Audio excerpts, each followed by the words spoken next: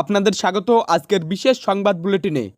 আর এই মুহূর্তে দেশের ও রাজ্যের সবথেকে গুরুত্বপূর্ণ খবরগুলো নিয়ে আমরা হাজির। প্রতিটি খবরই আজ আপনাকে ভাবাবে, চমকে দেবে, তাই প্রথম থেকে শেষ পর্যন্ত আমাদের সঙ্গেই থাকুন। আর হ্যাঁ, আমাদের এই প্রচেষ্টা যদি আপনার ভালো লাগে তাহলে একটি লাইক দিয়ে চ্যানেলটি সাবস্ক্রাইব করে নিন এবং অন্যদের সঙ্গে শেয়ার করতে ভুলবেন না। চলুন দেখে নিই আজকের প্রধান খবরগুলো। আজকের সবচেয়ে বড় খবর, পেহেলগাঁও হামলায় নিহত জঙ্গিরা যে পাকিস্তান থেকেই এসেছিল তার অকাট্য প্রমাণ আজ লোকসভায় তুলে ধরলেন কেন্দ্রীয় স্বরাষ্ট্রমন্ত্রী অমিত শাহ। এদিকে বাংলার রাজনীতিতে তুঙ্গে উত্তেজনা। ব্যক্তিগত ভিডিও ভাইরাল হওয়ার পর লালবাজারে অভিযোগ দায়ের করেছেন বিজেপির দিলীপ ঘোষ। অভিযোগ তুলেছেন ষড়যন্ত্রের। রাজ্যের কৃষকদের জন্য সুখবর, আজ থেকে কৃষক বন্ধু প্রকল্পে 2930 কোটি টাকা কৃষকদের অ্যাকাউন্টে পাঠানো শুরু হয়েছে। ভোটার তালিকা নিয়ে করা অবস্থান নির্বাচন কমিশনের। পশ্চিমবঙ্গে 2002 সালের ভোটার তালিকা প্রকাশ করা হয়েছে এবং ভোটার তালিকা সংশোধনে জালিয়াতি রুখতে কমিশন জারি করেছে কড়া নির্দেশিকা। অন্য একটি গুরুত্বপূর্ণ খবর, অসমে শুরু হয়েছে বিশাল উচ্ছেদ অভিযান। গোলাঘাট জেলায় প্রায় 2000 পরিবারকে সরানোর কাজ চলছে। এই সমস্ত খবরের বিস্তারিত বিশ্লেষণ আরও অনেক গুরুত্বপূর্ণ তথ্য নিয়ে আমরা হাজির হচ্ছি এখনই। তাহলে চলুন আর দেরি না করে সরাসরি চলে যাই আজকের বিস্তারিত খবরে। ব্রেকিং, পশ্চিমবঙ্গে 2002 সালের ভোটার তালিকা প্রকাশ। বিহারে এসআইআর প্রক্রিয়ার মধ্যেই কমিশনের বড় পদক্ষেপ। দর্শক, এবার এক বড় খবর। বিহারে যখন ভোটার তালিকা সংশোধনে ব্যাপক বিতর্ক চলছে, ঠিক তখনই পশ্চিমবঙ্গে 2002 সালের ভোটার তালিকা প্রকাশ করল নির্বাচন কমিশন। এই পদক্ষেপ বিহারে চলমান বিশেষ নিবিড় সংশোধন অর্থাৎ এসআইআর প্রক্রিয়ার সঙ্গে সম্পর্কিত বলেই মনে করা হচ্ছে। বিহারে 2003 সালের ভোটার তালিকার ভিত্তিতে এসআইআর চলছে, যেখানে ইতিমধ্যেই 56 লক্ষ নাম বাদ পড়েছে। এর মধ্যেই পশ্চিমবঙ্গের 11টি জেলার বিধানসভা কেন্দ্রগুলির 2002 সালের ভোটার তালিকা সোমবার প্রকাশ করা হয়েছে, যা রাজ্যের মুখ্য নির্বাচনী আধিকারিকের ওয়েবসাইটে 2002 সালের এসআইআর ভোটার তালিকা নামে পাওয়া যাচ্ছে। এই জেলাগুলির মধ্যে রয়েছে কোচবিহার, জলপাইগুড়ি, দার্জিলিং, উত্তর ও দক্ষিণ দিনাজপুর, মালদা, নদিয়া, হাওড়া, হুগলি, মেদিনীপুর এবং বাঁকুড়া। যদিও বাংলায় আনুষ্ঠানিকভাবে নিবিড় সংশোধনী চালু হয়েছে কিনা তা কমিশন স্পষ্ট জানায়নি, তবে সূত্রের খবর এই সমীক্ষার কাজ শুরু হয়েছে এবং কর্মীদের প্রশিক্ষণও চলছে। রাজ্য নির্বাচন কমিশনের একটি সূত্র জানিয়েছে, 2002 সালের 1 জানুয়ারি প্রকাশিত এসআইআর তালিকায় নাম থাকা ব্যক্তিদের নথি দেওয়ার প্রয়োজন নেই, কিন্তু যাদের নাম এই তালিকায় নেই, নতুন ভোটার বা অন্য রাজ্য থেকে আসা ব্যক্তিদের ক্ষেত্রে পৃথক ফর্ম এবং নথি দাখিল বা দখিল করতে হবে।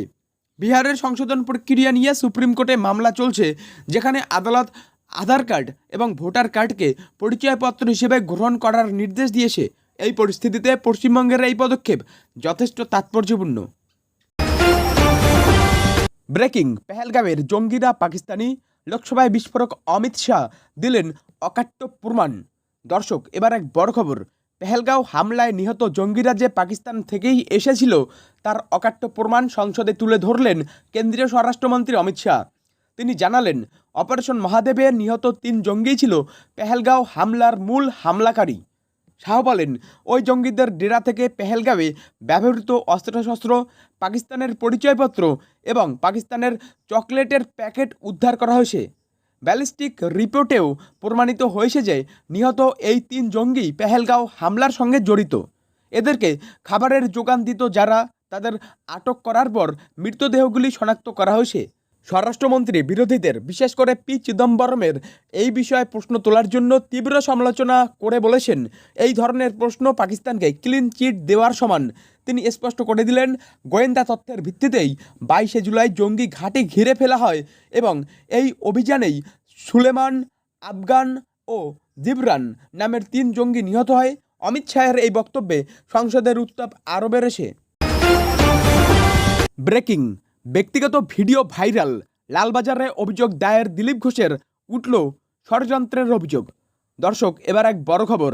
বিজেপির প্রাক্তন রাজ্য সভাপতি দিলীপ ঘোষ একটি ব্যক্তিগত ভিডিও ভাইরাল হওয়ার পর কলকাতা পুলিশের সাইবার ক্রাইম শাখায় লিখিত অভিযোগ দায়ের করেছেন। তিনি অভিযোগ করেছেন, এটি তার বিরুদ্ধে একটি সুপরিকল্পিত ষড়যন্ত্র এবং তার ভাবমূর্তি নষ্ট করার চেষ্টা করা হচ্ছে। লালবাজারের জয়েন্ট কমিশনার ক্রাইমকে লেখা চিঠিতে দিলীপ ঘোষ জানিয়েছেন, রাজনৈতিকভাবে তাকে কালিমালিপ্ত করতে এবং জনসমক্ষে তার সম্মান ক্ষুণ্ণ করতেই এই ভিডিও সোশ্যাল মিডিয়ায় ছড়ানো হয়েছে। তিনি দ্রুত ভিডিও তৈরি এবং প্রচারকারীদের চিহ্নিত করে আইনি পদক্ষেপ নেওয়ার দাবি জানিয়েছেন। যদিও এই ভিডিওর সত্যতা এখনও যাচাই করা যায়নি, দিলীপ ঘোষের ঘনিষ্ঠ মহল দাবি করছে ভিডিওটি সম্পূর্ণ ভুয়া এবং প্রযুক্তির সাহায্যে তৈরি করা হয়েছে। তাদের বক্তব্য, ভিডিওতে যাকে দেখা যাচ্ছে তিনি দিলীপ ঘোষ নন। রাজনৈতিক পর্যবেক্ষকদের মতে দিলীপ ঘোষের রাজনৈতিক জীবনে ইতিমধ্যেই একাধিক ধাক্কা এসেছে, আর এই পরিস্থিতিতে এমন একটি ভিডিও ফাঁস হওয়াকে রাজনৈতিক ও ব্যক্তিগত আক্রমণের এক ভয়াবহ সংমিশ্রণ হিসেবে দেখা হচ্ছে। এই ঘটনায় পুলিশ তদন্তই এখন একমাত্র ভরসা। ব্রেকিং, আজ থেকে কৃষক বন্ধু প্রকল্পে কৃষকদের অ্যাকাউন্টে 2930 কোটি টাকা, বড় ঘোষণা মমতার। দর্শক, এবার রাজ্যের কৃষকদের জন্য এক দারুণ বড় খবর। 29শে জুলাই থেকে রাজ্যের কৃষকদের ব্যাংক অ্যাকাউন্টে সরাসরি টাকা পাঠানো শুরু হচ্ছে কৃষক বন্ধু প্রকল্পের অধীনে। মুখ্যমন্ত্রী মমতা বন্দ্যোপাধ্যায় ঘোষণা করেছেন, খরিফ মরশুমের জন্য কৃষকদের অ্যাকাউন্টে মোট 2930 কোটি টাকা পাঠানো হচ্ছে। এই দফায় রাজ্যের প্রায় 1,09,00,000 কৃষক ও বর্গাদার এই আর্থিক সুবিধা পাবেন। এই প্রকল্পের আওতায় কৃষক ও বর্গাদারদের বছরে 2টি কিস্তিতে একর প্রতি 10,000 টাকা সহায়তা দেওয়া হয়। যাদের কম জমি আছে তারাও আনুপাতিক হারে ন্যূনতম 4,000 টাকা সহায়তা পান। মুখ্যমন্ত্রী আরও জানিয়েছেন, চলতি বছরের শেষের দিকে রবি মরশুমের জন্য একই পরিমাণ টাকা দেওয়া হবে। 2019 সালে এই প্রকল্পটি চালু হওয়ার পর থেকে মোট 24,086 কোটি টাকা কৃষকদের কাছে পৌঁছে দেওয়া হয়েছে। এছাড়াও 18 থেকে 60 বছর বয়সী কোনো কৃষকের মৃত্যু হলে তার পরিবারকে 2 লক্ষ টাকা সামাজিক সুরক্ষা সহায়তা দেওয়া হয়। সাম্প্রতিক বৃষ্টিতে ক্ষতিগ্রস্ত কৃষকদের জন্য এই সহায়তা বিশেষভাবে উপকারী হবে। ব্রেকিং, ভোটার তালিকা সংশোধনে কড়া কমিশন, জালিয়াতি রুখতে কড়া নির্দেশিকা। দর্শক, এবার ভোটার তালিকা সংক্রান্ত এক বড় খবর। ভোটার তালিকায় কোনো রকম অনিয়ম রুখতে এবার কোমর বেঁধে নেমেছে নির্বাচন কমিশন। যদিও বাড়ি বাড়ি ভোটার তালিকা সংশোধনের বিশেষ কর্মসূচি SIR এখনও শুরু হয়নি, তার আগেই নাম তোলার জন্য ব্যাপক ভিড় লক্ষ্য করা গেছে। শুধুমাত্র জুলাই মাসের প্রথম 20 দিনেই 75,000-এরও বেশি আবেদন জমা পড়েছে, যার মধ্যে বাংলাদেশ সীমান্ত সংলগ্ন জেলাগুলি থেকে আসা আবেদনগুলি নিয়ে কমিশন বেশ উদ্বিগ্ন। কমিশন ইতিমধ্যেই 3টি বিধানসভা কেন্দ্রে, পূর্ব মেদিনীপুরের ময়না, উত্তর 24 পরগনার রাজারহাট এবং দক্ষিণ 24 পরগনার বারুইপুর 112টি সন্দেহজনক নামের তালিকা পেয়েছে, যেগুলো নাকি সঠিক নথি ছাড়াই ভোটার তালিকায় যোগ হয়েছিল। এই ঘটনায় সংশ্লিষ্ট ইলেকটোরাল রেজিস্ট্রেশন অফিসারদের তলব করে ওই নামগুলো দ্রুত বাতিলের নির্দেশ দেওয়া হয়েছে। মুখ্য নির্বাচনী আধিকারিকের দপ্তর জানিয়েছে, 18 থেকে 19 বছর বয়সী তরুণ তরুণীদের নতুন ভোটার হওয়ার আবেদন সাধারণত বিনা যাচাই গৃহীত হয়। তবে পুরনো আবেদনকারীদের জন্য দেওয়া তথ্য এবং নথি পুঙ্খানুপুঙ্খভাবে যাচাই করার নির্দেশ দেওয়া হয়েছে। নতুন ভোটারদের সমস্ত নথি 10 বছরের জন্য অনলাইনে সংরক্ষণ করতে হবে। এই পদক্ষেপ ভোটার তালিকার স্বচ্ছতা বজায় রাখতে গুরুত্বপূর্ণ ভূমিকা নেবে। ব্রেকিং, অসমে বিশাল উচ্ছেদ অভিযান, গোলাঘাটে 2000 পরিবারকে সরানোর কাজ শুরু। দর্শক, এবার অসম থেকে এক বড় খবর। অসম সরকার গোলাঘাট জেলায় প্রায় 2000 পরিবারকে উচ্ছেদ করার প্রক্রিয়া শুরু করেছে। বেআইনিভাবে দখল করা জমি পুনরুদ্ধারের লক্ষ্যে এই অভিযান মঙ্গলবার থেকে শুরু হয়েছে। সরকারি হিসাব অনুযায়ী উরিয়ামঘাট এলাকার রেংমা সংরক্ষিত অরণ্যের প্রায় 15,000 বিঘা জমিতে প্রায় 2700 পরিবার অবৈধভাবে বসবাস করছিল, যাদের অধিকাংশ বাঙালি মুসলিম। এই উচ্ছেদ অভিযান 2টি পর্যায়ে পরিচালিত হবে, যার প্রথম পর্যায়ে 2000 পরিবারকে উচ্ছেদ করা হচ্ছে। অভিযান সুষ্ঠুভাবে সম্পন্ন করতে প্রায় 1500 পুলিশ, কমান্ডো এবং বন দপ্তরের কর্মী মোতায়েন করা হয়েছে। সঙ্গে রয়েছে বুলডোজার।